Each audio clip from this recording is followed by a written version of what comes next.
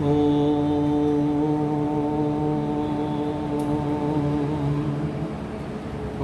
नमः शिवाय गुरवे सच्चिदानन्दमूर्तये निष्प्रपञ्चाय शान्ताय निरालम्बाय तेजसे। ॐ सहनाववतु सहनौ भुनक्तु सह वीर्यं करवावहै तेजस्विनावतीतमस्तु मा विद्विषावहै। ॐ शान्ति शान्ति शान्ति। ॐ नमो ब्रह्मादिभ्यो ब्रह्मविद्यासम्प्रदायकर्तृभ्यो वंशर्षिभ्यो महद्भ्यो नमो गुरुभ्यः।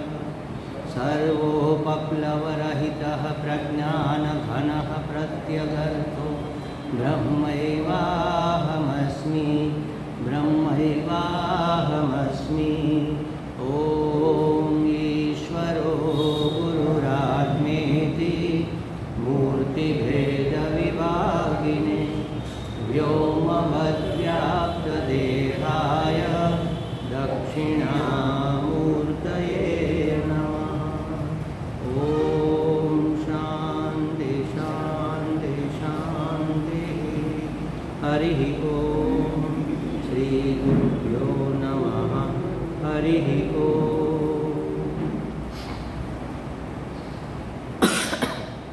પેલા 3-4 સૂત્રોનો પાઠ કરીએ, પછી એને સમજવાનો પ્રયત્ન કરીએ. સૂત્ર નંબર 48, 49, 50, 50 સુધી લઈએ, પછી જોઈએ આગળ. હું બોલાવું છું, તમે ઝીલજો પાછળ. યક કર્મ ફલમ ત્યજતી કર્માણિ સંન્યસ્યતિ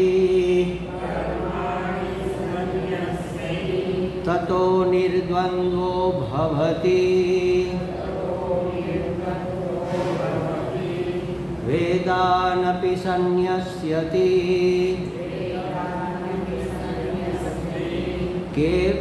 કેવલમ અવિચ્છિન્ન અનુરાગમ લભતે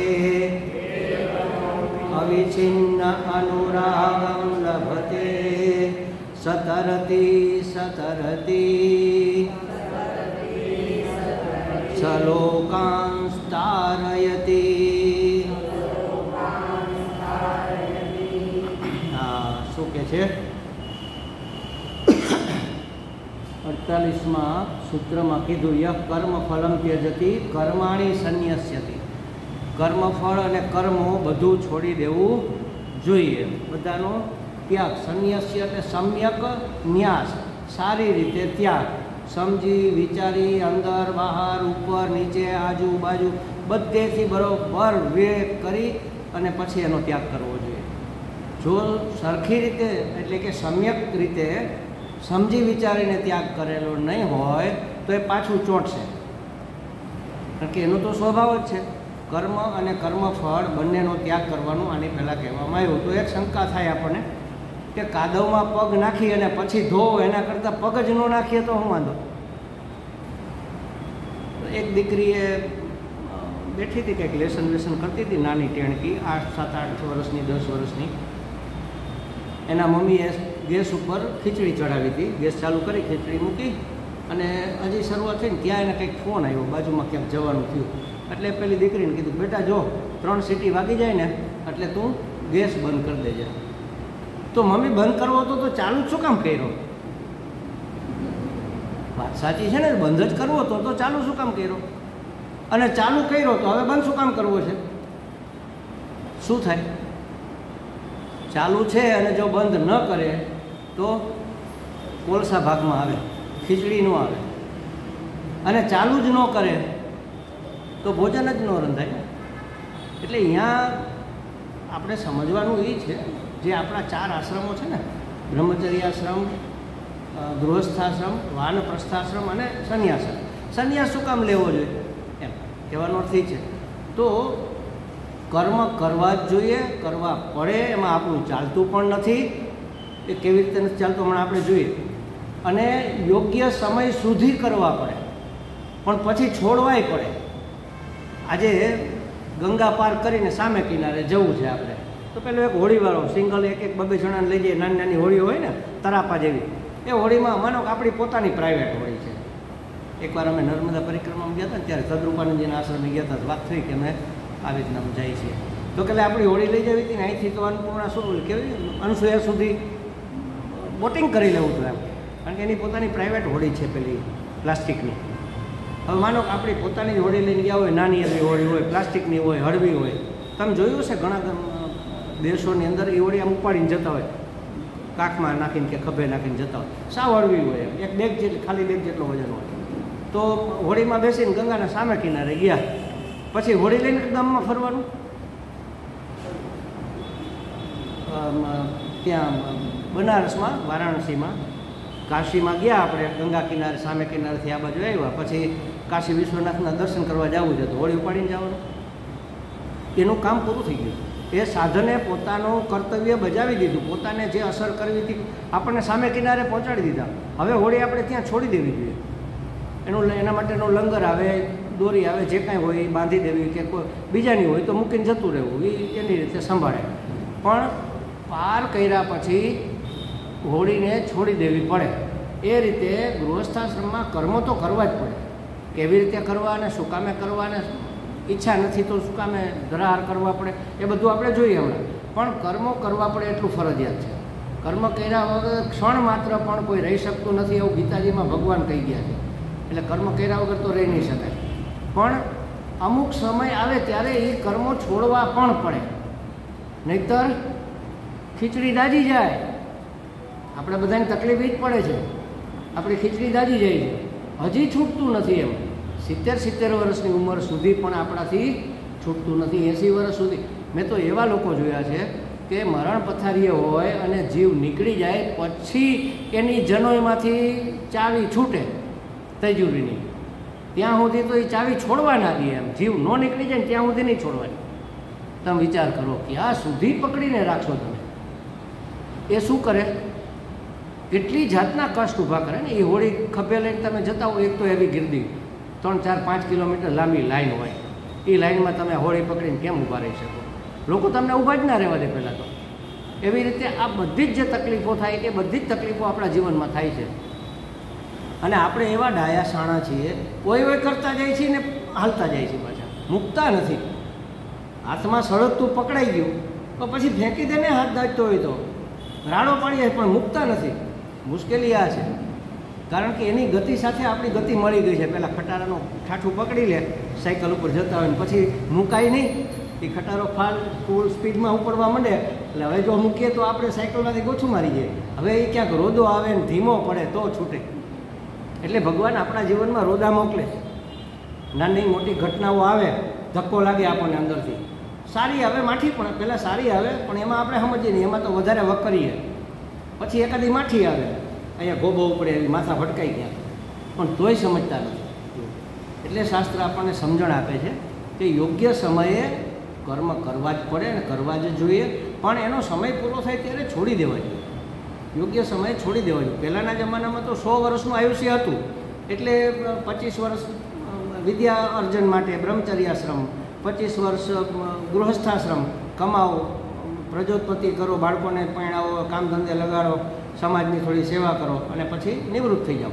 નિવૃત્ત થયા પછી 50 વર્ષે બધું કામ છોડી દેવાનું. ત્યારે 18 વર્ષે 20 વર્ષે લગ્ન થઈ જતા, અને પહેલું બાળક 5 વર્ષ પછી એવું નહોતું. ત્યારે આ વર્ષે લગ્ન થયા, બીજા વર્ષે ખોળામાં રમતું હોય, કારણ કે એનાય લગ્ન પછી વહેલા થાય અને એને પછી કામ ધંધે લાગી જાય, ત્યારે 50 નિવૃત્ત થાય. હવે 60 એટલા માટે થાય છે. એટલે એ થયું પછી એને વાનપ્રસ્થ થવું જોઈએ. વાનપ્રસ્થ એટલે શું? એ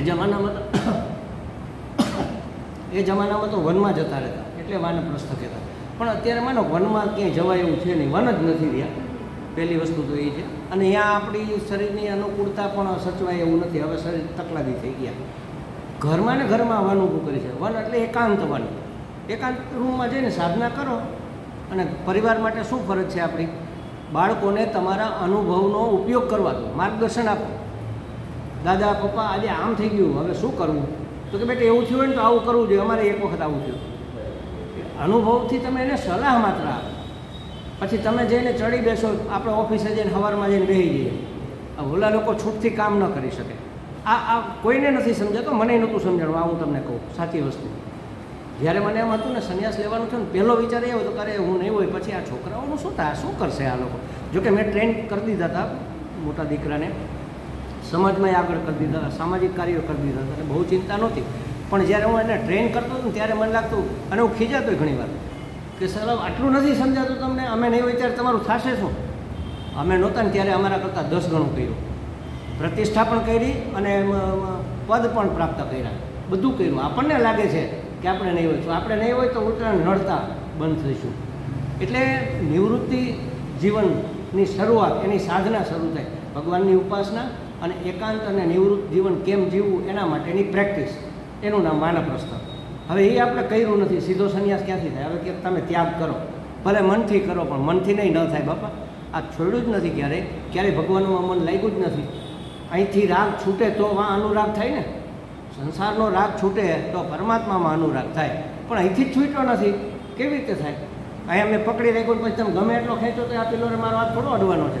લાવો સ્વામી જરાક ખેંચો, હવે થોડોક છેટો રહે છે, તૂટી ભાંગી જાય, બાકી થાય નહીં. આ મૂકવો પડે તો અહીંયા પહોંચાય. નથી, છૂટી જ નથી શકતું, છોડવા માગતાય નથી. આપણે તકલીફ છે પાછું, કારણ કે સમજણ નથી. અને અમને તો ઘણા કહે સારું છે, કહે છે એવી અપીલ કરે છે, તો બહુ જ સારું છે કે સ્વામીજી આવો તમે કંઈક મારા પપ્પાને કંઈક સમજાવો કે આ થોડુંક હવે માથાકૂટ મૂકે. અમે સમજાવીએ ખરા, એની અસરય થાય, પણ એક ઘાયે તો કંઈ કડક પથ્થર તૂટવાનો નથી. આટલી વસ્તુ સમજી લેવી પડે. વારંવાર આ વસ્તુ એના મગજમાં આપણે નથી સમજતા, એ ક્યાંથી સમજે? પણ છતાંય એને માર્ગદર્શન નથી મળ્યું માટે છૂટતું નથી. એમાં એનો દોષ નથી, એના સંસ્કાર એવા છે, એનું વાતાવરણ એવું છે. એને કહેવાય ક્યારેય આવા સંજોગો મળ્યા નથી. મળ્યા છે, સત્કર્મો કરવાના મળ્યા છે, પણ એનાથી તો અહંકાર પુષ્ટ થયો છે. અને જેટલો અહંકાર પુષ્ટ હશે એટલું પથ્થર કડક, એટલો તૂટતા વાર લાગશે. હું ખૂબ દાન કરું છું, મારું મોટું નામ છે, મોટી પ્રતિષ્ઠા છે, તો આ હોજીને બંબા જેવો થઈ ગયો અહંકાર. એના કરતાં કાંઈ ન કરતો હોત તો હજી અહંકાર ઓછો હોત, ભલે પુણ્ય ન મળ્યા હોત પણ અહંકાર ઓછો હતો. એટલે અહંકારને પુષ્ટિ ન મળે એ રીતે આપણે સત્કાર્યો કરવા જોઈએ.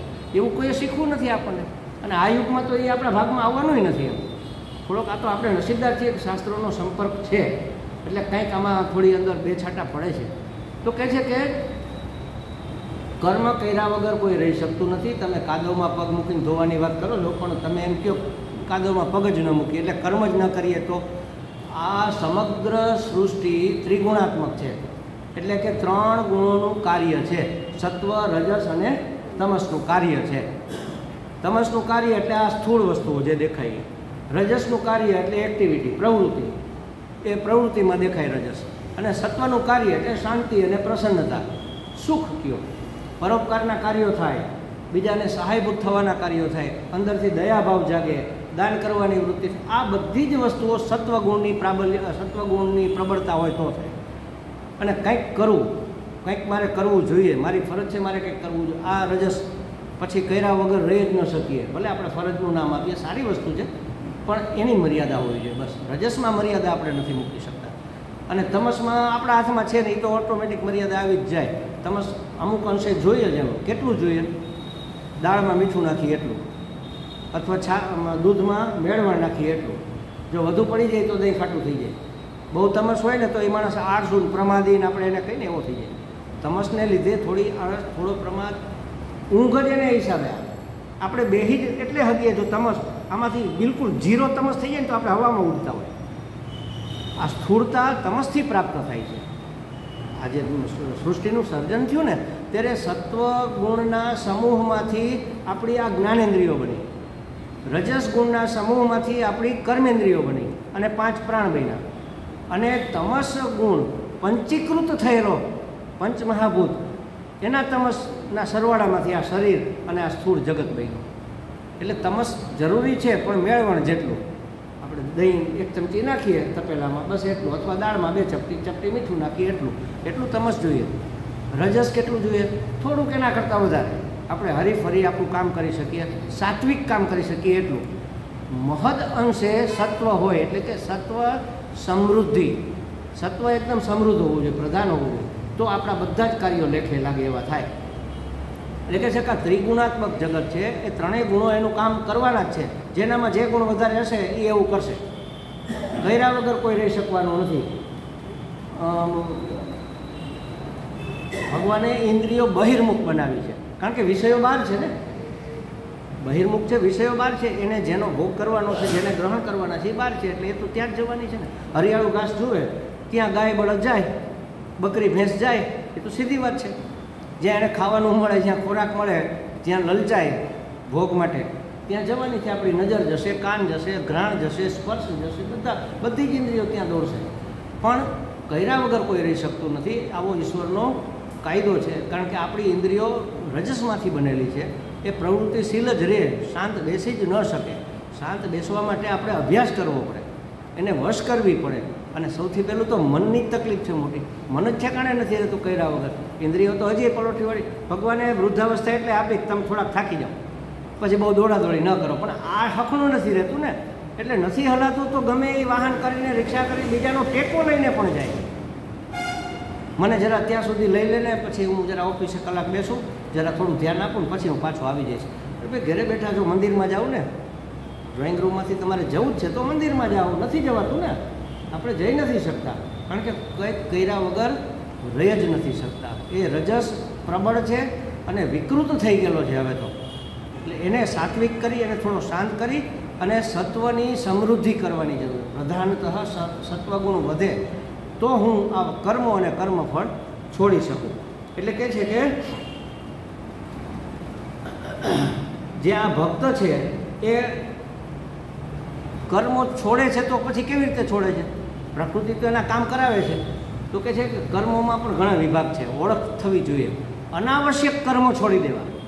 હવે આ ઉંમરે આ સ્થિતિમાં મારા માટે શું આવશ્યક છે એ કરો, અનાવશ્યક વસ્તુ છોડી દો. અને બીજી વસ્તુ કામ્ય કર્મો છોડી દો.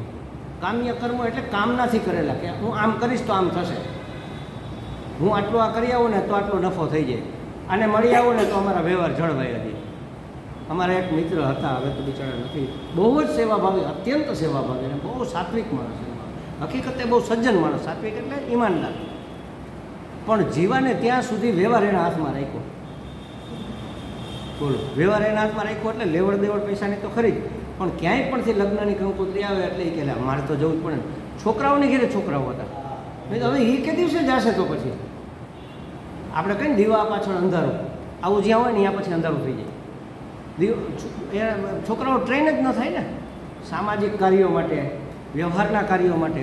એને તાલીમ મળે જ નહીં. પછી નભાવે, બરાબર છે, જેમ તેમ નભાવે, થોડા ઇન્ટ્રોવર્ટ, અંતર્મુખી રહીએ, બહિર્મુખ ન થાય, જલ્દી કોઈની સાથે ભળી શકે એવું ન થાય.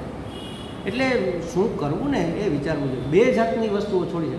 કર્મોની કામના, કંઈક કામનાથી કરવામાં આવતા કર્મો, શું કહે છે, કામના પૂર્વકના કર્મો. જો આવો શબ્દ તમે ઘણી વાર સાંભળ્યો છે. પૂર્વક એટલે શું? પહેલાં કામના હોય ને પછી કર્મ થાય. પૂર્વ એટલે પહેલાં કામના નક્કી કરીએ કે ભાઈ આવું મને મળે માટે હું આ કરું, તો કામના સાથેના, કામના પૂર્વકના કર્મો, કામનાની પૂર્તિ માટેના કર્મો, ઈચ્છાની પૂર્તિ માટેના કર્મો, કે મારે આ જોઈએ છે, આવું કરવું છે, આ સુખ જોઈએ, આ ભોગ કરવો છે, આ સંગ્રહ કરવો છે, આવું સન્માન જોઈએ છે, માટે કરવું. તો એ કામનાપૂર્વકના કર્મો છોડવા જોઈએ, એની તમને છૂટ છે. અને અનાવશ્યક કર્મો છોડવા જોઈએ, એની છૂટ. બાકીના કર્મો આપણા હાથ, પુરુષ પ્રયત્નનો વિષય જ નથી ને કર્મો છોડવા. એ તો પ્રકૃતિનો વિષય છે. બધા જ કર્મો છોડીને હું આમ બેસી જાઉં, બની શકવાનું જ નથી ને. એ પુરુષ પ્રયત્નનો વિષય નથી. તમે અનાવશ્યક કર્મો છોડશો ને અને કામનાપૂર્વકના, એટલે શું થશે? ધીમે ધીમે તમને બધા જ કર્મો એક પછી એક એમ લાગશે આ તો એ કામના નથી, આ એ કામના નથી. બધા જ કર્મો અનાવશ્યક થઈ જાય, નકામા થઈ જશે. ટૂંકમાં કાલે મેં કીધું ને કે સમાજ માટે, ઘર માટે જો તમારે આ સાધનામાં આગળ વધવું હોય તો નકામા થઈ જાવ. કાંઈ કામના જ નહીં રહેવાનું, નકામા થઈ જવાનું. તો પરિવાર અને સમાજ તમને છોડે. બાકી છોડે કોઈ દિવસ? જ્યાં સુધી તમે એને કામમાં આવતા હો ત્યાં સુધી તમને કોઈ દી છોડે? સાહેબ તમે કાંઈ નથી કરતા, અમને ખબર છે, પણ હવે આ ગણપતિ છે, તમે જરા આવીને 2 મિનિટ બેસો, તમે હોય તો કંઈક 2 માણસો સારા આવે, તમે 2 શબ્દ બોલો, લોકોને પ્રેરણા મળે, એમ કરીને તમને ઢળી જાય. અને પછી કેટલાય કામમાં આપણે વળગી પડીએ, કારણ કે અંદર ટેવ તો પડેલી જ છે ને. આપણને એનું બંધારણ છે ને કર્યા આ કેમ અહીંયા આમ છે, આમ ન હોવું જોઈએ અને આમ કરો, પણ તમને એના માટે નથી બોલાવ્યા તોય હળી કર્યા છે, કારણ કે અંદર પડેલું છે ને બધું નીકળે બહાર. એટલે અનાવશ્યક કર્મ છોડવાથી શું થશે, પહેલાં વિવેક કરીએ, આ 1 2 આ કામ 3 કામ છે ને એ મારા માટે કામના નથી. આવું નથી. તમને કહું, જ્યારે હું સાધના કરવાની મેં શરૂઆત કરીને જો આ કરવા જેવું છે એટલે કહું છું, ત્યારે હાર્દિકભાઈને સ્કૂલ સોંપી દીધી, વ્યવહાર ધંધો બિઝનેસ બધું સોંપી દીધું, જે કાંઈ મારા નામે પ્રોપર્ટી હતી બધાના મુખત્યારનામા કરી દીધા કે હવે તમે જાણો, તમારું કામ જાણે, તમે રાખો વેચો, મને પૂછવાની જરૂર નહીં. મેં તો ત્યાં સુધી કહી દીધું હતું કે સગાવાલામાં કાંઈ સારો માઠો પ્રસંગ બને ને મને જાણ ન કરવી. એમ કે દાદા તમને ખબર છે આપણા ફલાણા કાકાને કેટલા મોટી ઉંમર થઈ ત્યાં સુધી કાંઈ નહોતું, હમણાં ભગવાન દીકરો દીધો. હે દીકરો બહુ સારું લ્યો, બિચારાને શાંતિ થઈ ગઈ. આટલું આપણને કહે પછી ધ્યાનમાં બેઠા હોય ત્યારે દીકરો યાદ આવે કે ન આવે? શું કામે સાંભળવું જોઈએ યાર? દાદા પેલા ફઈ નહોતા, એ ફઈના મોટા જેઠાણી હતા, બહુ જ ભલા હતા, આપણી ઘરે આવતા, ખબર અહીં વયા ગયા તો એ જેઠાણી યાદ આવે ત્યારમાં. એટલે મેં તો એ કહી દીધું કે સારા માઠા મને સમાચાર ન આપો, અને કોઈ પ્રસંગમાં હું જતો નહીં, દાળો ખરખરો પાર્ટી ક્યાંય નહીં, બધું જ ધીમે ધીમે. એટલે આવશ્યક કર્મો ક્યાં છે એ આપણે નક્કી કરી લેવું પડે. આ જરૂરી નથી, આટલું આ જરૂરી નથી. જેમ તમે નક્કી કરો ને ધીમે ધીમે ધીમે બધું જ તમારા માટે નકામું થઈ જશે, બધું જ નકામું થઈ જાય. કોઈ કામના વગરના અને અનાવશ્યક એ કર્મો છોડી દો. જ્યારે હું સાધનામાં ગયો ત્યારે મેં એક પ્રતિજ્ઞા કરેલી, કારણ કે પૂર્વાશ્રમમાં ખૂબ બધી સમાજ સેવા, શિક્ષણ સેવા બધું ખૂબ કરેલું. જ્યારે મેં સંન્યાસ લીધો ત્યારે, એટલે ટૂંકમાં સાધના માટે ગયો ત્યારે મેં 7-8 સંસ્થાઓમાંથી એકાદ રાજીનામા આપેલા, અને કોઈ જગ્યાએ પ્રેસિડેન્ટ, કોઈ જગ્યાએ સેક્રેટરી, એવી રીતે કોઈ જગ્યાએ સલાહકારમાં, એમાં તો બધી જગ્યાએથી વિડ્રો કરેલું. એ વખતે મનમાં નક્કી કર્યું કે હવે કરવાનું શું એ તો ખબર છે, શું ન કરવું. એટલે પદ, પૈસો અને પ્રતિષ્ઠા માટે કામ નહીં કરવાનું, આટલું મનમાં નક્કી કર્યું. કોઈ એમ કે તમને અમે અધ્યક્ષ બનાવી, ભાઈ સાહેબ રહેવા દઈએ, કોઈનું કલ્યાણ થતું હોય તો જઈએ, કંઈ વાંધો નથી, એ બાને કોઈનું કલ્યાણ થાય તો બસ, પણ એટલા પૂરતા જ. પછી તમે મુખ્ય મહેમાન તરીકે આવો તો નહીં, તમારું નામ છાપીએ તો નહીં, તમે અધ્યક્ષ બનો તો નહીં, અમારા ટ્રસ્ટમાં ટ્રસ્ટી બનો નહીં, કોઈ પણ પદ ક્યાંય પણ નહીં લેવાનું, સભામાંય નહીં લેવાનું, ટ્રસ્ટમાંય નહીં લેવાનું, સંસ્થામાંય નહીં લેવાનું. પૈસા માટે કોઈ કામ નહીં કરવાનું કે આપણે આટલું કરશું તો કંઈક 2 પૈસા છોકરાઓને ફાયદો થશે, એને ફાયદો થવો હોય તો એ કરે. આપણે ખાલી ભલામણ કરીએ ને તોય ફાયદો થઈ જાય.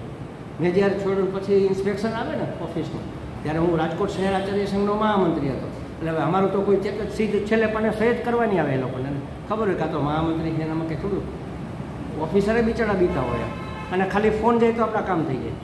જેવા સાહેબ અંદર એન્ટ્રી થયા એટલે મેં કીધું સાહેબ હાર્દિકભાઈ આ ચોપડા તમે ચેક કરો, હું જાઉં છું. મને કે કેમ? મેં કીધું હવે એથી હાર્દિકભાઈ સંભાળશે, તમે ભૂલી જજો કે તમે આચાર્ય સંઘના મહામંત્રીની સંસ્થાનું ચેકિંગ કરવા આવ્યા છો, એ ભૂલી જજો, અને એક એક પાનું ચેક કરજો, અને જે ભૂલ હોય એ કહેજો. ભલે તમે એમાં લાલ પેનથી તમે ન શેરો મારો, જુદા કાગળમાં લખજો, એટલે એને સુધારો કરવાનો ખ્યાલ આવે. અને હું નીકળી ગયો. હવે તમે જાણો તમારું કામ. નહીં તો હું ખાલી 5 જ મિનિટ બેઠો હોત તો એ સહી કરીને જતા રહે. કેટલી બધી ભૂલો કાઢી, કેટલી ઇન્ક્વાયરી કરી, અને કીધું કે સાહેબ હવે આમાં આટલું આ છે તો આટલી ગ્રાન્ટ કટ થશે, શું કરું? કરો, ગ્રાન્ટ કટ કરો, અને પૈસા જે આવતા હોય એમાં ઓછા થઈ ભલે થાય, ત્યારે એની આંખ ઉકળે ને ખબર પડે કે આ ભૂલ થઈ છે. હવે ત્યારે એવું વિચાર્યું હોત, ભલે મારે પૈસા નથી જોતા, પણ હું એમ કહું કે સાહેબ જવા દો ને તો દીકરાને ફાયદો થઈ જાય. પૈસા માટે કંઈ નહીં કરવાનું, પદ માટે નહીં, પૈસા માટે નહીં, પ્રતિષ્ઠા માટે નહીં. કંઈક 2, 4, 5 જગ્યાએ મારા ક્લાસ ચાલતા હોય, લોકો એમ કે હા બહુ મોટા મહાત્મા છે, બહુ સારા સાધક છે, બહુ વિદ્વાન માણસ, તો નહીં, એના માટે નહીં કરવાનું. કોઈ પણ આ 3 વસ્તુ તમે અત્યારે બધા જ મારી ઉંમરના કે મારાથી આસપાસના છો, આ 3 વસ્તુ છોડો, રાધાબેન સિવાય, બીજા 1-2 બહેનો સિવાય, એ હજી કરી શકતા હોય, કારણ કે માથે જવાબદારી હોય. અરુણાબેન છે, જ્યોતિબેન તો મારી જેમ નિવૃત્ત થઈ ગયા એટલે એને વાંધો નથી, બાકી નાની ઉંમરના જે હોય એ કદાચ ન કરી શકે. પણ આ 3 માટે કંઈ નહીં કરો, આવું કરો એટલે જે કરશો ને એ સેવા કાર્ય થશે. જે કરો છો એ આવશ્યક કર્મ હશે, અનાવશ્યક નહીં હોય, એ કામનાપૂર્વકના નહીં હોય. એટલે કામનાપૂર્વક અને અનાવશ્યક કર્મ છોડવા જોઈએ, બાકીના કર્મો છોડવા એ પુરુષના સામર્થ્ય બહારની વસ્તુ છે. પ્રકૃતિ કરાવે જ તમને, એ પુરુષ પ્રયત્નનો વિષય જ નથી. તો કઈ રીતે છોડવા? તો કે આ કર્મો છોડો, અને સહજ જે કર્મો થાય એ કરો. ભગવાનની ઈચ્છાથી, ઈશ્વરની ભક્ત શું કરે એ કરવું જોઈએ, તમારું કર્તવ્ય છે. તમારી અત્યારે વ્યાજબી વાત છે કે નહીં મને ખબર નથી, પણ હું એને વ્યાજબી નથી માનતો, તમે માનતા હશો. દીકરો અમેરિકા હોય, એક જ દીકરો હોય, દીકરાને ઘેર દીકરો આવે, બે માણા નોકરી કરતા હોય, મમ્મીને પપ્પાને અહીંથી તેડાવે, બા આવો ને જરાક અમારે બેયને જોબ છે, છોકરું નાનું છે અને તમે આવો તો થોડુંક સારું. તો તમારી જવાબદારી છે છોકરાઓને છોકરા મોટા કરવાની. તમે જાઓ એટલે આ સત્સંગ અહીંયા ક્યાં તમને સત્સંગ મળવાનો? તમે એમ કહો ના ના હું 2 પુસ્તક ભેગા લેતી જઈશ, સીડીમાં સાંભળીશ, ધતુરો કાંઈ સાંભળવાય નહીં.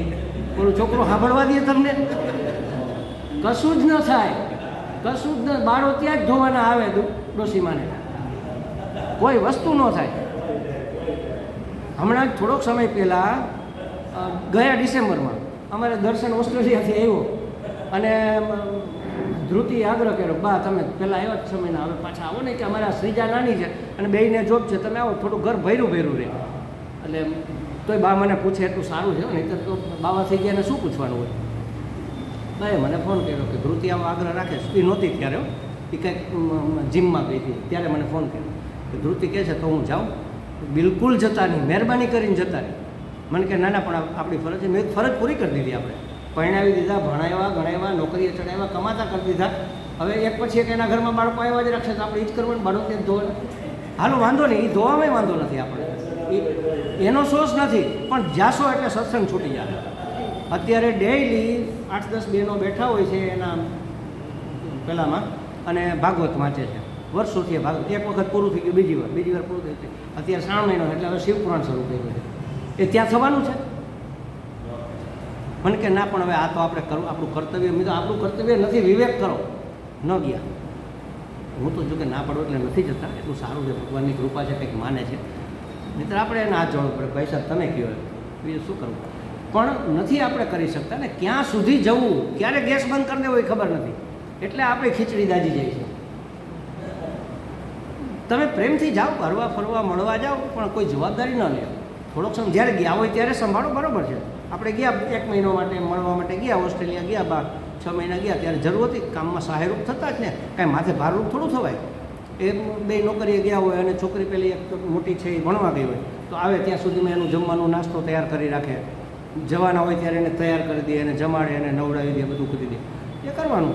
6 મહિના રહ્યા, કર્યું, બરાબર. હવે પાછા આવી ગયા. હવે બીજી દીકરી એવી નાની શ્રીજાને કે તમે સાચવવા આવો ને. ના, એને પહેલાં બેબી સીટરમાં મૂકી દો પ્રેમથી. જેના દાદીમાં નહીં હોય એ શું કરતા હશે? તો કે એ તો બેબી કેરમાં મૂકી દે. તો તમે મૂકી દો, પ્રેમથી મૂકી દો, કાંઈ વાંધો નહીં. એટલે આ વસ્તુ નક્કી કરવી પડે, આપણી મર્યાદા ક્યાં છે. એટલે આ ઘણા વ્યાજબી ન ગણતા. એટલે મેં પહેલાં કીધું કે હું આવું માનું છું, હું આવું કરું છું. અને જો આવું કરશો તો જ થશે, નહીં તો થવાનું નથી. કોઈ સહેજ ઢીલા પડ્યા એટલે આ કર્મો પોલ ભાડી જવાના અને ઘૂસી જ જવાના છે. તમને કરાવ્યા વગર રહેવાના નથી. અને એક વખત છૂટછાટ લીધી એટલે મર્યા, પછી વારંવાર થશે. એક વખત છૂટ લીધી એટલે પછી છોડશે નહીં. એટલે પાછા નહીં વળી શકાય. જેનામાં ત્રેવડો એ વળી જતા હોય છે, પણ એવી ત્રેવડ આપણામાં નથી હોતી. નહીંતર તો આટલી બધી વાર લાગે નહીં ને. આની પહેલાં કેટલું છોડી દીધું હોય, આખો સંસાર છૂટી ગયો. આના સિવાય કશું ન કરતા હોય, પણ આપણે આના સિવાય બીજું કેટલું કરીએ છીએ. આ નથી કરતા એમ નથી. તો બહુ સારી વસ્તુ છે. આ લોકો આપણે બધા અહીંયા સત્સંગ કરીએ છીએ, ડેઈલી સાંભળવા આવીએ. કેટલા લાખની ભાવનગરની વસ્તી છે, એમાંથી આ 50 જણા જ આવે છે. નસીબદાર જ કહેવાય ને. આટલી સમજણ તો આપણને આવી જ છે. એટલે બહુ સારું છે. આ જરાય નબળી વસ્તુ નથી, પણ આટલું પૂરતું નથી. આટલું પૂરતું નથી. આટલે સુધી આવ્યા. હવે એક ડગલું પાછા આગળ વધો. એક ડગલું તો આગળ વધો. દરરોજ 2 સ્તોત્રના પાઠ કરીશ, ગાન કરીશ એવું નક્કી કરો. દરરોજ એક ગીતાજીનો અધ્યાય વાંચીશ એવું નક્કી કરો. સવાર સાંજ 2 ટાઈમ કરીશ એવું નક્કી કરો. કાંઈક આની સાથે એક છેડો જોડાયેલો રહે એવું નક્કી કરી શકાય. તો કહે છે કે આ ભક્ત છે એ કામ્ય કર્મો નથી કરતો અને અનાવશ્યક કર્મો નથી કરતો. અને બધું નેચ્છયા કૃતમ ઈશ્વરાર્પિતમ નેચ્છયા કૃતમ. ઉપદેશારમાં ભગવાન કહે છે ને, રમણ મહર્ષિ, કે આપણી ઈચ્છાથી નહીં, ને ન ઈચ્છયા કૃતમ. ઈચ્છાથી એટલે કે કામનાપૂર્વક કર્મ નથી કરવાના. અને જે કરીએ એ ઈશ્વરાર્પિતમ, ઈશ્વરને સમર્પિત કરવાના છે. અને આ સમર્પણમાં જ ભક્તના ભાવની પરીક્ષા છે. કેટલું તમે સમર્પણ કરી શકો છો એ પ્રમાણે તમને માર્ક મળે. પરીક્ષામાં માર્ક મળે ને. ચાલો સ્થૂળ કર્મો સમર્પણ કર્યા તો પાસ. હવે થોડા સૂક્ષ્મ કર્મો હતા એ પણ સમર્પણ કર્યા તો 2nd ક્લાસ. એનાથી થોડા સૂક્ષ્મ હતા એ પણ તો 1st ક્લાસ. તમામ સમર્પણ કરી દીધા તો ડિસ્ટિંક્શન. ગીતાજીમાં કીધું ભગવાને બધું જ સમર્પિત કરી છે, બધું ભગવાનની ઈચ્છા માટે કરવું. ભગવાનની ઈચ્છા અને ભગવાનની પ્રેરણાથી ભક્ત કામ કરતો હોય છે. વેદની આજ્ઞાથી ન કરતો હોય. આ વેદની આજ્ઞા છે કર્મો કરવાની છોડવાની, વેદનો ત્યાગ કેમ કરવો એ સમજાવે છે. વેદ તો કહે છે કે ભાઈ આ તમારું કર્તવ્ય છે, આ કરો, પણ ક્યાં સુધી છે એ આપણે વિવેક કરવાનો કે ભાઈ હવે આ પૂરું થઈ ગયું, હવે ગેસ બંધ કરી દો, નહીં તો દાજી જશે વસ્તુ. એટલે એ લિમિટ આપણે નક્કી કરવાની. ભક્ત છે એ કર્મ તો કરે છે, વેદની આજ્ઞા છે ને કે કર્મો કરવા. કેવા નિત્ય નૈમિતિક કર્મો તો છોડી જ ન શકાય. લો, નિત્ય નૈમિતિક કર્મ એટલે શું? સવારે ઉઠીને દરરોજ પૂજાપાઠ કરવા, સંધ્યા કરવી, એ નિત્ય કર્મ. નૈમિતિક કર્મ એટલે અમાસ છે, પૂનમ છે, અગિયારસ છે, એની જે કાંઈ વધારાની પ્રવૃત્તિ કરવાની હોય એ કરવી, અને એનું ફળ કાંઈ નથી પાછું. એમ એ શેના? તો ભાઈ ફળ નથી તો આમ શું કામ કરીએ? આપણે લોન લીધી હોય તો હપ્તા શું કામ ભરીએ? પહેલાં આપણે એનું ફળ મેળવી લીધેલું છે, હવે એનો આભાર માનવા માટે આ વસ્તુ કરવાની છે. એટલે ગૃહસ્થે પંચ મહાયજ્ઞ કરવાના હોય, અગ્નિહોત્ર 5 યજ્ઞ કરવાના હોય ઋણ ચૂકવવા માટે. આપણા ઉપર કેનું ઋણ છે? દેવતાઓનું ઋણ છે. એટલે પૂજા પાઠ આપણે બધું દેવતાઓને પ્રસન્ન કરવા જોઈએ. પછી આપણા ઋષિઓનું ઋણ છે. આપણા ઋષિઓએ આપણને આ બધું શાસ્ત્ર અને સાહિત્ય, વેદ ને બધું આપ્યું, મંત્રોને બધું કેમ જીવવું એને શીખવા માટે આખું આ લિટરેચર આપ્યું એને. તો એ ઋષિઓનું ઋણ ચૂકવવું પડે. એટલે વિદ્યાનું અધ્યયન કરવું, વિદ્યા પ્રાપ્ત કરવી, એનું અધ્યયન કરવું, એ ઋષિ ઋણ ચૂકવવાનો ઉપાય છે. પિતૃ ઋણ છે. આપણા કહીએ ને, ભૂલો ભલે બીજું બધું મા બાપને ભૂલશો નહીં, કારણ કે એ હતા તો આ શરીર આવ્યું અને તો આપણને આ વસ્તુ પ્રાપ્ત થઈ. નહીં તો કૂતરા બિલાડાના પેટે જઈ શકાવતી એ મા બાપ છે. આ મનુષ્ય મા બાપે આપણને સ્વીકાર્યા, એને ઈચ્છા કરીને કે મને દીકરો કે દીકરી આવે, અને જેવા ઋણાનું બંધ હતા એવા આપણે ગયા ત્યાં. તો માતા પિતાનું મોટું ઋણ છે. તો એનું ઋણ પણ ચૂકવવું એટલે કે વડીલોની સેવા કરવી અને શ્રાદ્ધ કર્મ, શ્રદ્ધાપૂર્વકના કર્મો કરવા, એનું નામ શ્રાદ્ધ કર્મ. એટલે ગયા પછી શ્રાદ્ધ કરવું અને જીવતા હોય ત્યારે શ્રદ્ધાપૂર્વક સેવા કરવી, એ પિતૃ ઋણમાંથી મુક્તિ છે. અને ચોથું છે ને, ચોથું જીવભૂતોનું ઋણ. એટલે તમામ જીવજંતુઓ મારા સુખાકારીમાં કામ કરે છે. એક વખત ચાઇનાની અંદર ઉંદર બહુ વધી ગયો અને બધો જ એનો પાક નષ્ટ કરી નાખ્યો, અનાજ બનાજ બધું વેતરી કોતરીને ખેતર બધા સાફ કરી નાખ્યું. પછી સર્વે કર્યો લોકોએ કે આવું કેમ આ વખતે બન્યું? પાક તો ઉગ્યો તો આટલા બધા ઉંદર આ કેમ એનો રાફડો ફાટ્યો? પછી ખ્યાલ આવ્યો કે ભાઈ આપણે તો બધા સાપના તો શોખીન છીએ, સાપની વાનગી બનાવીને ખાય. હવે સાપ જેટલા હતા એ વીણીને સાફ કરી નાખ્યા. હવે ઉંદરને ખાય કોણ? સાપ હોય તો ઉંદરને કંટ્રોલમાં. ભગવાને એ જ રીતે બધા પ્રાણી પશુને બનાવ્યા કે બેલેન્સ રહે આખી પ્રકૃતિ.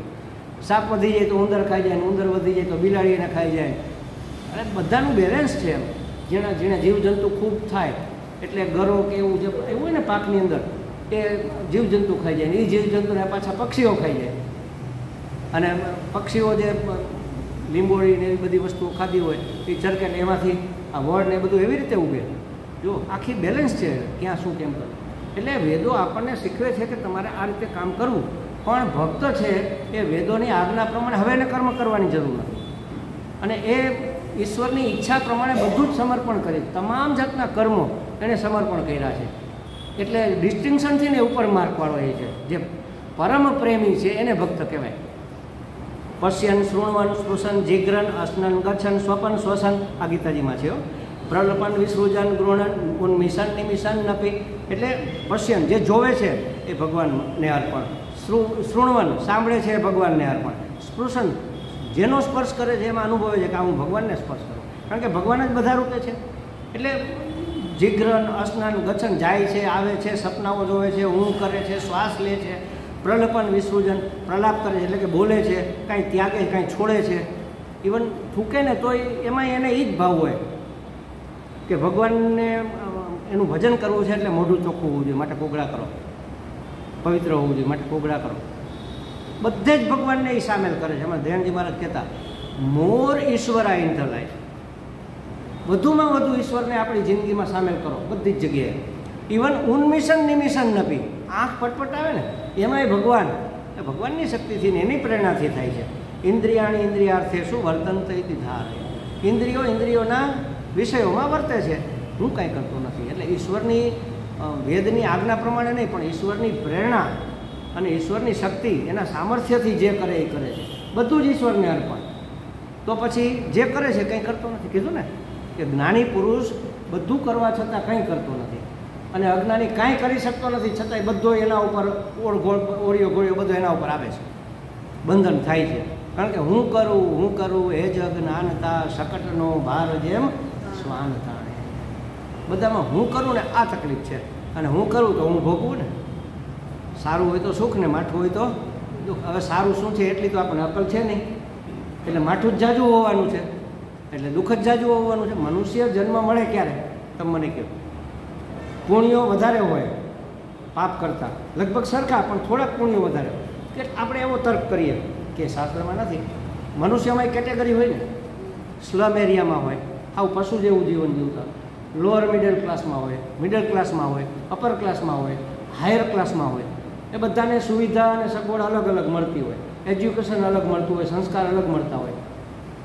એટલે 50-50% નહીં, પણ માનો કે 49-51% હોય તો સ્લમ એરિયામાં થોડુંક 1% વધારે પુણ્ય છે ને. મનુષ્ય તો થાય પણ બહુ સારી સુવિધા ન મળે, કારણ કે જાજા દુઃખ એને સહન કરવાના છે. પાપના ફળ દુઃખ હોય. હવે એ અંબાણીને ઘેર જન્મે તો દુઃખ ક્યાંથી એના જીવનમાં આવે? એટલે ત્યાં ન જાય, એ સ્લમ એરિયામાં જન્મે. પછી માની લો 5% વધારે છે, 55-45 છે તો મિડલ ક્લાસમાં જાય. 60-40 છે તો આપણા જેવા થાય. 60% પુણ્ય છે, 40% પાપ છે. આપણે તર્ક કરીએ છીએ, આવું ક્યાંય શાસ્ત્રમાં આપ્યું નથી, તમે માની ન લેતા. આ તો સ્વામી બેઠા બેઠા ફાંકા મારે છે. હું કહેવા જે માગું છું ને એના માટે કહેવા એ માગું છું કે જો આપણા જીવનમાં 60% પુણ્ય હોય ને 40% પાપ હોય તો સુખ વધારે આવવા જોઈએ કે દુઃખ વધારે આવવું જોઈએ જીવનમાં? હવે આપણને લાગે કે સુખ તો ક્યારેક આવે છે ને દુઃખ તો ડગલે ને પગલે જાતું જ નથી. અમારે એક રસાનંદજી કહેતા ને, આમ તો દયાનજી મહારાજ કહેતા, પણ એક રસાનંદજી એની અભિવ્યક્તિ સરસ હતી. એ કે સુખની સીટી ક્યારેક વાગે, ટ્રેન સુખની ચાલતી હોય ને તો મોટે ભાગે તો દુઃખ દુઃખ દુઃખ દુઃખ દુઃખ દુઃખ દુઃખ દુઃખ દુઃખ દુઃખ દુઃખ દુઃખ દુઃખ દુઃખ જ્યાં ફાટક ન હોય, બંધ ફાટક, ત્યાં સીટી મારે તો કેવી રીતે થાય? દુઃખ દુઃખ દુઃખ દુઃખ દુઃખ દુઃખ દુઃખ દુઃખ સુખ દુઃખ દુઃખ દુઃખ દુઃખ દુઃખ. પાછું 10 દુઃખ આવે ત્યારે એક સુખ આવે. જો આપણા ખરેખર પુણ્યો વધારે હોય તો વધારે સુખ આવવો જોઈએ કે નહીં? ક્યાંક ભૂલ થાય છે. આનો અર્થ એ કે ક્યાંક ભૂલ થાય છે. આપણે અણસમજણને લીધે જે દુઃખ નથી એને દુઃખ કરીને બેઠા છીએ, અને અણસમજણને લીધે સવારે થયેલું એક દુઃખ ખેંચીને રાત સુધી લાંબુ કરીએ રબરની જેમ, અને એક થયેલું સુખ તરત ભૂલી જાય. આજના દિવસમાં તમને આનંદ કરે એવા કેટલા પ્રસંગો યાદ છે? રેર ભાગ્યે જ કોઈને યાદ હશે કે આ વસ્તુ થઈ મને મજા આવી, આ ફલાણું થયું. બહુ તો એવું થાય કે મને ઢોકળા બહુ ભાવતા ને આજે કર્યા હતા મજા આવી. એ ભોગનો આનંદ હોય એ યાદ આવે, બાકી તો નિર્દોષ આનંદ તો યાદ જ ન આવે. અને દુઃખ 25 દુઃખ યાદ આવી જાય કે આજે સવારે નીકળી બાજુવાળીએ મોઢું ચડાવ્યું હતું, આજે મારા પાર્કિંગમાં ફલાણા ભાઈ મારા ઝાડવા નીચે ગાડી પાર્ક કરી દીધી, મારે તડકે મૂકવી પડી. હજારો દુઃખ યાદ આવે. આવતા એક ભાઈ હાવ એની ભૂલ હતી તોય ધમ પછાડા કરતો હતો, મેંડો ગાળો દેવા. બોલો આ સમાજ કેવો થઈ ગયો? આ ખાડા પડતા રહી ગયો. હજારો દુઃખ યાદ આવે આપણને એક દિવસના. સુખ યાદ ન આવે. જો 60% સુખ હોય તો વધુ સુખ હોવા જોઈએ ને. આપણે ક્યાંક ભૂલ કરીએ છીએ. એ ભૂલ સુધારવાનું નામ છે જ્ઞાન, એનું નામ છે વિવેક. એ વિવેક કરીએ ને તો આ સુધરે. અને એના માટે વિવેક થાય કે ન થાય, સમર્પણ તો થઈ શકે, તોય દુઃખ નીકળી જાય. જે છે એ ભગવાન, મેં કીધું ને કે સુખી થવા માટે અને મુક્ત થવા માટે પણ અમારા સ્વામીજીનું એક જ સૂત્ર પૂરતું છે: જે છે, જ્યાં છે, જેવું છે, યોગ્ય છે. કારણ કે પરમાત્મા પોતે જ છે, અયોગ્ય કેવી રીતે હોય? અને જે બન્યું, જે બને છે, જે બનશે યોગ્ય થશે, કારણ કે ઈશ્વરની યોજનામાં છે. એની યોજનામાં ભૂલ કેવી રીતે હોય? મારી ભૂલ હોય, એની ભૂલ કેવી રીતે હોય? એ તો સર્વજ્ઞ છે, સર્વશક્તિમાન છે, સર્વવ્યાપી છે. એનાથી તો કંઈ અજાણ્યું જ નથી. એની યોજના પરફેક્ટ હોય અને એ પોતે તો પરફેક્ટ છે જ. એટલે કૂતરો પૂરેપૂરો કૂતરો છે. એમ 10% કૂતરો નથી, 90% કૂતરો છે ને 10% કૂકડો છે, એવું થોડું બનવાનું છે. જે છે એ પરિપૂર્ણ જ છે. જોજો તમે, ગાય બરાબર ગાય જ છે. એટલે આપણે ગાય, બળદ, ભેંસને, બકરીને એવું નથી કહેવું પડતું કે બકરી તું થોડીક બકરી થા. માણસને કહેવું પડે કે ભાઈ થોડોક માણસ થા, કે કામ ન હાલે છે, જરાક માણસ થા. ખ્યાલ આવ્યો? એટલે વિવેક કામ નથી કરતો, કાંઈ વાંધો નહીં. આપણો આ નથી ચાલતું, સમર્પણ તો ચાલે ને. ભોળ પણ હોય આપણી અંદર. ખરેખર તો બુદ્ધિહીનતા કે બેવકૂફી કહેવાય, પણ આપણે કોઈને બેવકૂફ ન કહીએ, ભોળા છે એમ કહીએ કે અમારે એ બહુ ભોળા છે. એમ નથી કહેતા કે અમારે એ બહુ બેવકૂફ છે. પણ ભોળા છે તો સમર્પણ તો ભોળાને તો તરત થઈ જાય ને. ભગવાનને સમર્પિત કરો ને, કારણ કે જે છે એ ભગવાન જ છે અને જેવું છે એની યોજના પ્રમાણેનું છે. તો શ્વાસે શ્વાસે ભગવાન કેમ ન રમે? તકલીફ શું છે આપણે? રામ રામ રામ રામ રામ ચાલુ જ કેમ ન રહે? અહીંથી બહાર નીકળ્યા, સ્કૂટર લઈને ઘરે જવાનું છે, ગામને ગાળું દેતા જવી ક્યાં એ ખાડા છે ને આડા પડે છે ને આ મને પછાડી દેત ને આજે ઓલા ભાઈ મારી ખુરશી પર બેસી ગયા ને એને મારા ચપ્પલ ફેંકી દીધા ને આવા વિચાર કરવા.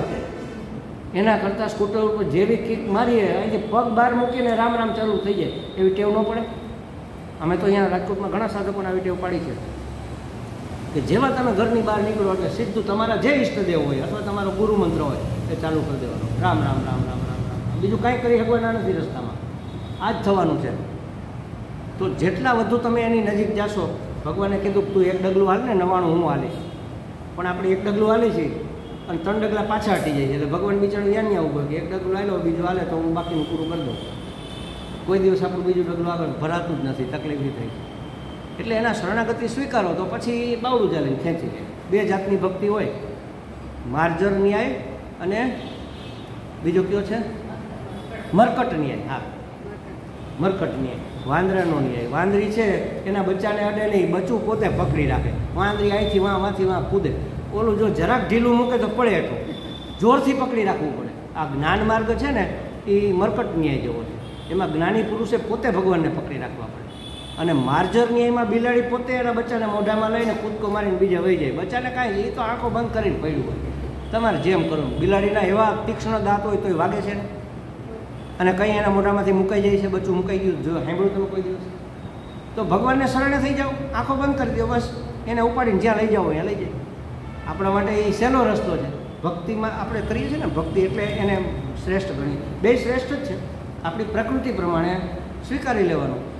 ભલે જ્ઞાન માર્ગ હોય આપણો તો પણ શરણાગતિ તો સૌથી પહેલી છે. વાંચજો ત્યાં ભગવાન કૃષ્ણને અર્જુન શું કહે છે, હે ભગવાન હું તમારા શરણે છું અને મને તમે ઉપદેશ કરો. શરણમ પ્રપદ્યે.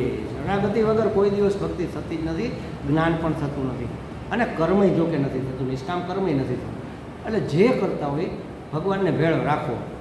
જે કરીએ ત્યારે ભગવાનને ભેળો રાખો ને એ ભેળો હશે ને તો ભૂલ નહીં થાય. એમ કે અરે મારાથી આ ભૂલથી થઈ ગયું, મારે આવો ઈરાદો નહોતો, ભૂલથી થઈ ગયું. ભોગવો, ભૂલથી થઈ ગયું તો પણ ભગવાને કરાવ્યું તો કરે એ ભોગવે. ભગવાને કરાવ્યું ભગવાન ભોગવે. પછી આપણે દોષ દેવાની જરૂર ન પડે કે બધું જ ભગવાન કરાવે છે તો પછી દુઃખ મને શું કામ આવે છે? ભગવાનને ન આવે, બધું જ ભગવાન કરાવતો હોય તો. પણ હું કરું છું ને, ભગવાન ક્યાં કરાવે છે? ભગવાન કરતો હોય તો ક્યાં વાંધો છે? તમે તમારું કરતાપણું છોડી દો એટલે શરણાગતિ સ્વીકારો, પ્રપત્તિ સ્વીકારો, તો ભગવાન બધું સંભાળે. એટલે કે છે કે બધું ઈષ્ટની ઈચ્છા અને ઈષ્ટની પ્રેરણાથી ભક્ત કરતો હોય છે. વેદની આજ્ઞા છે કે કર્તવ્ય છે માટે કરતો હોય એવી કોઈ એનામાં છે જ નહીં. અનિવાર્ય કર્મો સિવાય કાંઈ કરતો નથી. નિવારી શકાય એટલા નિવારે છે. અને કામના તો ક્યારની છોડી દે. કામના કરવાની શેની? રાજાના દીકરાને શેની કામના હોય? આખું રાજ્ય જેનું છે, જે જોઈએ એનું છે ને, એ શું કામ ઈચ્છા કરે? એ પછી કોઈ ખેડૂત પાસે જઈને એમ કે ભાઈ મને એક કામ કરતું, એક ભારી એક ગાયનો ચારો આપી દે ને. આખું રાજ્ય તારું છે ભાઈ. રાજાનો દીકરો જઈને ઉભો રહે એને વરવાની જરૂર નથી. એની પાસે એની પોતાની પ્રોપર્ટી કેટલી બધી હોય. રાજ્ય આખું જ એનું છે. આપણે ભગવાનના જો દીકરા હોય તો આપણે શેની પેલી હોય? તો એની સ્પષ્ટતા કરે છે આગળના સૂત્રમાં, વેદાનપી સંન્યસ્યતિ કેવલમ અવિચ્છિન્ન અનુરાગમ લભતે. હા, શું કહે છે જુઓ. કોણ આ શેની ચર્ચા ચાલે છે? આ સંસાર સાગર કોણ તરી શકે અથવા આ માયાને કોણ પાર કરી શકે? એના માટે આ બધા પગથિયાં આપ્યા છે કે આટલું આટલું કરે એ માયાને તરી શકે. પણ બધું જ કરીને છેલ્લે શરણાગતિ તો સ્વીકારવાની. શરણાગત થવા માટે આ બધા પગથિયાં. માયાને તો જે શરણાગત હોય ભગવાનને એ જ તરી શકે. ભગવાને કીધું માયા મેતામ તરંતી તે, ગીતાજીમાં કીધું એ મારી માયાને તરી શકે જે મારું શરણું સ્વીકારે. એટલે ભગવાનને શરણાગત થવું પણ હેલું નથી. એના માટે આ બધી પિંજણ કરવી પડે, બધું છોડવું પડે, ત્યાગ કરવો પડે અને સમ્યક ત્યાગ કરવો પડે. જેવો તેવો ને સમ્યક ત્યાગ એટલે સમ્યક ન્યાસ. એનું નામ સંન્યાસ. પછી ભગવાનનો પહેરાવે તો જરૂર નથી. સારી રીતે તમે મનથી છોડી દીધું તો તમે સંન્યાસી છો. હા, તો બરાબર સ્વામીજી, અમારે ભગવાન જ પહેરવા. નહીં પહેરો ને, ભગવા જરૂરી ને. ભગવા પહેર્યા છે એણે બધું ત્યાગી દીધું એવું કોણે તમને કીધું?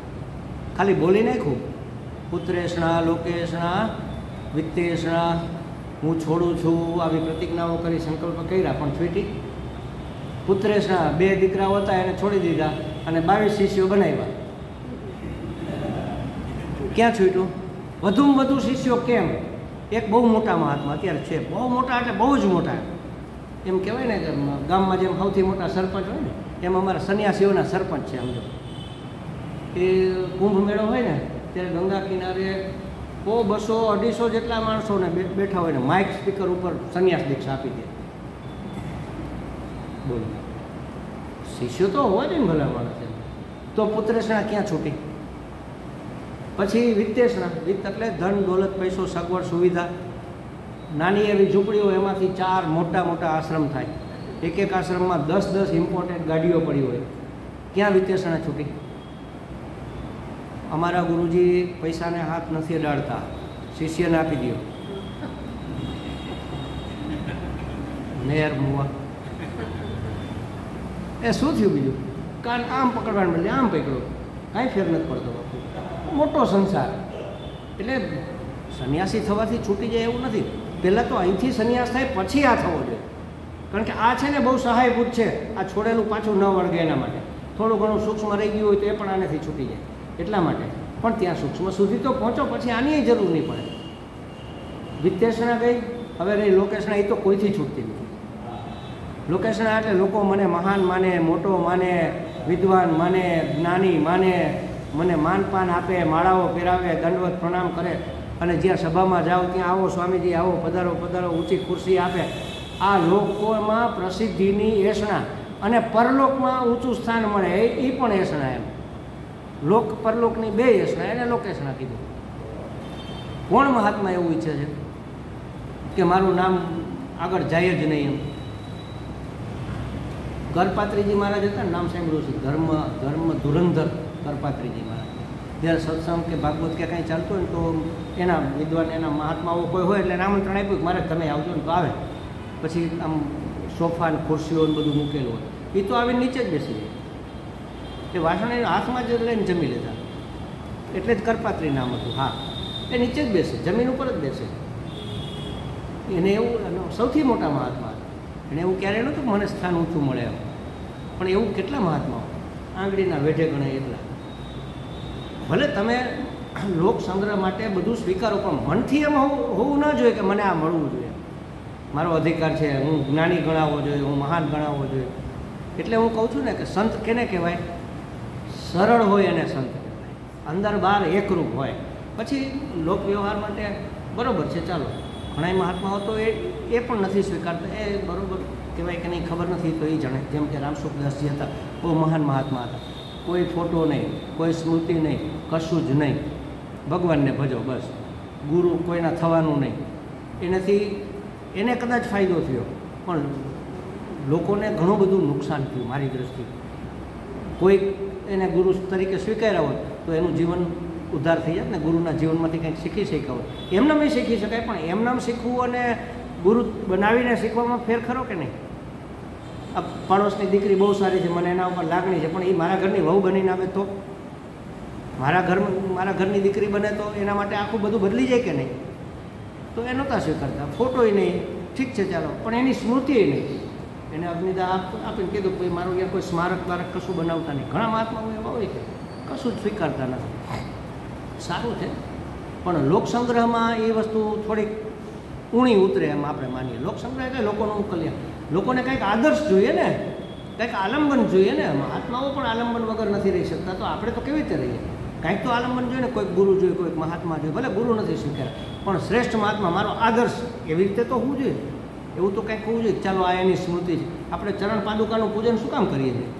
લાકડાની ચાખડી છે, એની પૂજા કરવાની શું જરૂર છે? એમાં આપણો ગુરુભાવ છે, આપણા ગુરુજીએ પહેરેલી, એના વાઇબ્રેશન છે, એની અંદર એની ઉર્જા છે. આપણી અંદર નમ્રતા, વિનમ્રતા, આ બધી વસ્તુઓ આવે એનાથી, અને એ મને યાદ કરાવડાવે. શું કે પેલું, જૂઠું બોલાય નહીં, ખોટું કરાય નહીં, માળા છે ડોકમાં ગુરુજીના નામની હો, માળા છે એક માળા અંદર પડી હોય ને તો એ આમ ખોટું કરતાં પહેલાં વિચાર્યો કે ના આનો કરાયો, આપણે ગુરુજીની માળા પહેરી છે, અરે ભગવા પહેર્યા, આપણાથી આવું થાય? તમે ભગવાન નથી પહેર્યા, માળા તો પહેરી હોય ને. પણ એ તો કોઈને આપતા નહીં. ઘણા મહાત્માઓ આવું નથી કરતા. ઠીક છે, એની પોતાની જે કાંઈ હોય. એટલે કહેવાનો અર્થ એ છે કે આ સંસારને છોડી દેવો એટલે આ લોકેશણા, વિત્તેષણા, પુત્રેષણાનો ત્યાગ કરો. અને એ ત્યાગ સહેલો નથી, મહાત્માઓ પણ નથી કરી શકતા. આપણે જેટલો થાય એટલો અનાવશ્યક ત્યાગ કરતું જવાનું. લોકેશણા, અનાવશ્યક લોકેશણાની જરૂર નથી, છોડો. અનાવશ્યક વિત્તેષણાની જરૂર નથી, છોડો. કાલે એમાં અમારા પ્રભુજીએ બહુ સરસ વાત કરી હતી. ગમે એટલા પૈસા હોય, જીવન મધ્યમ વર્ગની જેમ જીવવું. જો આ વિત્તેષણા છૂટી કહેવાય. એક ડગલું તમે એમાં હાઈલા કહેવાય વિત્તેષણા. નહીં તો પૈસો આવે તો કોને મોજ કરવાનું મન ન થાય?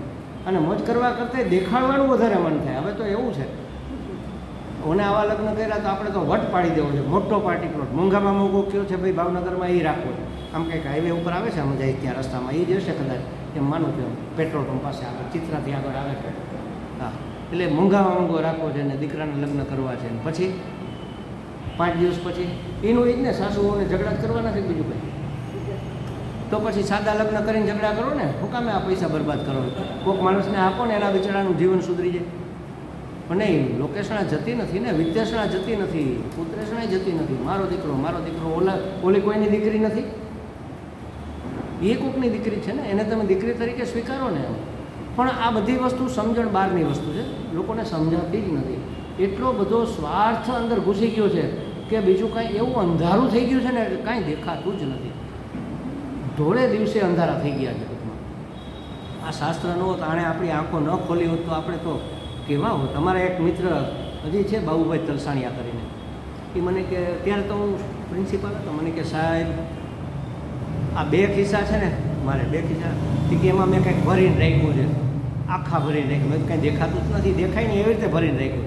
શું રાખ્યું? મેં કે 25 નાક આમાં છે, 25 નાક આમાં છે. મેં એટલે 1 મિનિટે મારું નાક વાઢું છું તોય પાછું નવું ઉગી, પાછું અહીંથી આવીને ચોંટી જાય છે. આ ભૂલ થઈ ગઈ, આટલું તો સમજ, તો વળી પાછું એની ભૂલ થાય. આપણે ઘણી વાર કહીએ ને, તારું કેટલી વાર નાક વાઢ્યું એવું કહીને આપણે, એટલે કેટલી વાર તને સમજાવ્યું કે આવું નહીં કરવાનું, તોય પાછું નવું ઉગી જાય છે. કાં ખિસ્સામાં લઈને પાછું ચોંટાડી દે. એ કે 25 નાક દેહમાં લઈને સવારે નીકળવું જોઈએ. કે પાક્કા સાધક હતા ખરેખર, હજી છે જ, અને સાધનાય કરે છે ખૂબ. કાર વોશિંગની કંઈક એની કંપની હતી, એ પોતે કાર વોશ કરે. એ એટલા માટે કરે કે લાવો હું કાર વોશ કરું ને તો 15 મિનિટ થાય, તો 15 મિનિટ મારી એકાગ્રતા જળવાય. અને ભગવાનનું નામ લેતા લેતા એ બધું કરે, જાણે કે ભગવાનના હાથ પગ એને નવડાવે છે એવી રીતે. અને પછી મને કહે કે આજે 9 મિનિટ મન સ્થિર રહ્યું. દરરોજ મને રિપોર્ટ આપે કે આજે સ્વામીજી આજે 11-12 મિનિટ સુધી મન ક્યાંય ગયું જ નહીં, આ એકદમ સ્થિર રહ્યું. બહુ સારું કહેવાય. આજે 15 મિનિટ રહ્યું. એટલે ઈશ્વરને દરેક પ્રવૃત્તિમાં ખેંચીને લાવો, બધી જ જગ્યાએ ભગવાનને લાવો જીવનમાં. એટલી બધી શાંતિ થઈ જશે, આ બળતું બંધ થઈ જશે, અંદર જે લાઈ બળે છે ને એ બંધ થઈ જશે. અને પછી ધીમે ધીમે એમાં ઠંડક મળશે આવવા. એટલે કહે છે કે વેદાનપી સંન્યસ્તિ, વેદોનો સંન્યાસ કરી દેવો એટલે વેદોની આજ્ઞા. વેદોનો સંન્યાસ કરવો એટલે શું? વેદોની શરણાગતિ સ્વીકારવાનો, એનો આશ્રય લેવાનો બંધ કરો. અત્યાર સુધી વેદોના આશ્રય, વેદોના વિધિ વિધાન પ્રમાણે જીવન જીવતા ને, કે પુત્ર જોઈએ છે તો પુત્ર કામેષ્ટિ યજ્ઞ કરો, વરસાદ નથી આવતો દુષ્કાળ છે પર્જન્ય યજ્ઞ કરો. વેદ આપણને રસ્તા બતાવો, તમારે આમ કરવું છે, પૈસો કમાવો છે, લક્ષ્મી જોઈએ છે તો આ અનુષ્ઠાન કરો, તમારે પ્રતિષ્ઠા જોઈએ છે તો આ અનુષ્ઠાન કરો. અત્યારે યુટ્યુબ ઉપર તમે જુઓ, મોટાભાગના મહાત્માઓ આવા ફૂટકા જ બતાવતા હોય છે કે આમ કરો તો આમ થશે ને તેમ કરો તો તેમ થશે ને. બહુ જાજો ભરોસો ન કરો, થોડો ઘણો કરવો વાંધો નહીં, બહુ જાજો ન કરવો, વાંધો ન હોય તો કરવો. ભગવાનની ભક્તિની વાત આવે એટલો કરવો, એથી વિશેષ બહુ કરવાની જરૂર નહીં. એટલે વેદ આ આપણને વિધિ વિધાન આપે છે. ભક્તે એ બધા છોડી દીધા. શું કામ છોડી દીધા? કારણ કે વેદના આજ્ઞા પ્રમાણે હવે એને જીવવાની જરૂર નથી. એ તો કામના પૂરી કરવા માટે વેદની આજ્ઞા હતી. હવે આને કોઈ કામના જ નથી ને, તો કર્મો શું કામ કરે છે? તો કે ઈશ્વરની પ્રેરણાથી અને ઈશ્વરની યોજના પ્રમાણે, ઈશ્વરની આજ્ઞા પ્રમાણે, એનો ઈષ્ટ જે રીતે અંદર એને પ્રેરિત કરે એ રીતે આપણે એવું કરી શકાય ને કે મને તો અંદરથી પ્રેરણા મળી એટલે કહ્યું. હવે પ્રેરણા સાચી છે કે ખોટી કેમ ખબર પડે? મને આજે પ્રેરણા થઈ કે આ કૂતરાને એક ધોકો મારો, તમે કહો છો ખોટી છે એમ, પણ મને અંદરથી અંતરાત્માએ કીધું ને એમ. તો કેમ નક્કી કરવું કે અંતરાત્માએ કીધું કે બીજા કોઈએ કીધું? અંધારું ઝાખું ઝાખું હોય અને દોરીનો ટુકડો પડ્યો હોય તો મને શું દેખાય? સાપ દેખાય ને? તો સાપ છે ખરો? દેખાય છે. આંખ શું જુએ છે? આંખ તો ખરેખર રસી જ જુએ છે, દોરી જ જુએ છે. દોરીની જગ્યાએ સાપ આંખ નથી જોતી. એ આંખ એનો ફોટો પાડીને મનને મોકલે છે. ખરેખર સિસ્ટમ કેવી હોય છે? મને એ ફોટાને બુદ્ધિને મોકલવો જોઈએ કે ભાઈ નિર્ણય કરો કે આ કોણ છે. બુદ્ધિએ ચિત્ત પાસે જઈને આલ્બમમાં જોવું જોઈએ કે આવી આ વસ્તુ હોય તો શું શું હોય. તો કે રસીનો ટુકડો હોય, જલધારા હોય, ભૂછિદ્ર હોય, માળા હોય, દંડ હોય, આ બધું હોય. હવે બુદ્ધિને કે તું નક્કી કર એના લક્ષણ ઉપરથી. હલે છે, સળવળે છે તો સાપ હોય. જળ એમને પડ્યું છે તો લાકડી હોઈ શકે. અને જરા જરા માટીની ગંધ આવે છે તો કે હા, તો કદાચ પાણીનો રેલો હોય, માટી ભીની થાય એટલે શું. એ બુદ્ધિએ નિશ્ચય કરવાનો, કારણ કે બુદ્ધિએ વિવેક કરવાનો હોય ને. પછી બુદ્ધિ મનને કહે એ જલ્દી કે પગને ભાગે અહીંયાથી સાપ છે. ત્યારે મન આપણી ઇન્દ્રિયોને આજ્ઞા આપે, પગને કે ભાગો જલ્દી, સાપ છે. પણ મન એવું માથાભારે કારકુન થઈ ગયું છે, એ આગળ પૂછતું જ નથી, પોતે જ કહી દે છે. ત્યાંથી જ વાત કરી નાખે આગળ, બુદ્ધિને પૂછવા જ નથી. ફોટો પાડી નાખે, મોકલો. મને આવે એ તો સાપ છે, મને ખબર પડે, બુદ્ધિને હું પૂછવાનું એમાં? સાપ છે, ભાગો. પછી લાઈટ કરી ખબર પડી કાં તો દોરીનો ટુકડો હતો. અરે હાથ ચડી ગયો, પરસેવો વળી ગયો, ધબકારા વધી ગયા, રાડા રાડી થઈ પડી, લાકડીઓ ભેગી કરી. અને તમે કહો હવે દોરીનો ટુકડો છે તો પહેલાં નક્કી કરવું હતું ને. હશે ભૂલ થઈ ગઈ, મન માથું ખજવાડી લે, બીજું શું કરે. મન છે ને માથા ભારે કારકુન જેવું થઈ ગયું છે. ઓફિસર પણ સહી માટે પોતે જ સહી કરીને કહી દે કે ઓકે જાઓ કરી નાખો, અને પછી વાંધા પડે. એટલે આપણા બધા મનના દોષ છે એમ કહેવાનો અર્થ.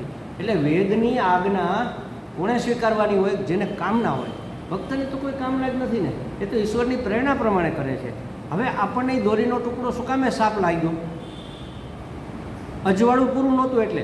આપણા અંતઃકરણમાં મેલ ભરેલો હોય તો અજવાળું ન હોય, અને તો દોરીનો ટુકડો સાપ લાગે. એવી રીતે જે કંઈ કૂતરાને મારવાનું મન થયું એ રાગદ્વેષને કારણે થયું. ઈશ્વરે પ્રેરણા નથી કરી એવી, ઈશ્વરે બિલકુલ એવી પ્રેરણા નથી કરી. પણ અંદર રાગ કૂતરા માટે દ્વેષ છે. દ્વેષ એ અંધારું છે ને, અજ્ઞાન છે, એ શું કહે પેલા વિકાર છે, વિષય છે, દોષ છે આપણો. કામ, ક્રોધ, લોભ, મોહ, મદ, માત્સર્ય, રાગ, દ્વેષ, દમ, આ બધા દોષ છે. આસુરી સંપત્તિ છે. એમાંથી ચડાઈને ગળાઈને જ્યારે આવે છે પ્રભુ પ્રેરણા, ત્યારે એવી થઈ જાય છે. લાલ કલરના ચશ્મા પહેર્યા હોય તો લાલ ન થઈ જાય. કોની ભેંસ ખાતી નહોતી, તેને પછી કોઈ સલાહ આપી કે તું એક કામ કર, સૂકું ઘાસ નહીં ખાય, અને ટેવ પડી ગઈ છે. જેની વેચાતી લેવો તો ત્યાં તો હરિયાળી હતી, તો આ નહીં ખાય તો હવે શું કરવું? દરરોજ વેચાતું ઘાસ ક્યાંથી? તો કે ચશ્મા પહેરાવી દે લીલા કલરના.